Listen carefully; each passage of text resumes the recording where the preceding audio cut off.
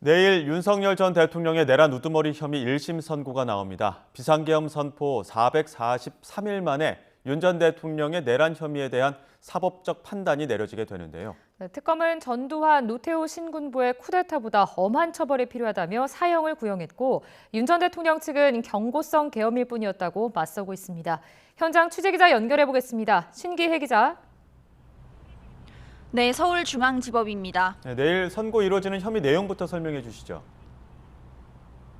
네, 내일 오후 3시 서울중앙지법 417호 법정에서 내란 우두머리 혐의로 기소된 윤석열 전 대통령과 내란 중요임무 종사 혐의로 기소된 김용현 전 국방부 장관 등 7명의 1심 선고 공판이 열립니다. 비상계엄 선포 443일 만에 내란 혐의의 정점에 있는 윤 전 대통령에 대한 사법적 판단이 내려지는 겁니다.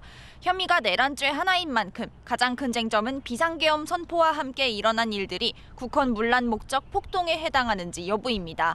구체적으로는 국회와 선관위에 대한 군경 투입, 정치인 체포조 운영, 언론사 단전 단수 지시 등이 판단 범위에 들어갑니다. 또 하나는 비상계엄이 헌법과 계엄법에 정해진 요건에 따라 선포된 것인지, 즉 이유가 합당했는지입니다. 윤 전 대통령이 계엄을 선포하며 내세운 부정선거 의혹, 반국가 세력 논리 등이 판단 대상이 됩니다. 비상계엄 선포의 절차적 정당성도 문제입니다.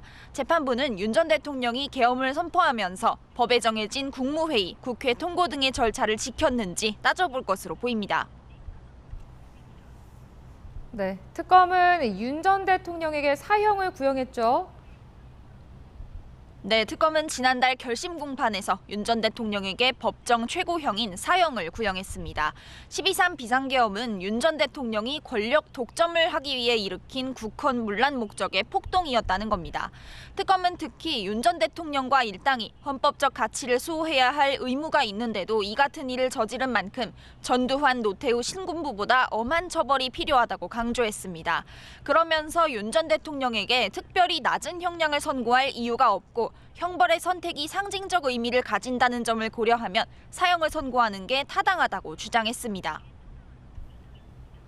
윤 전 대통령 측은 어떤 입장입니까?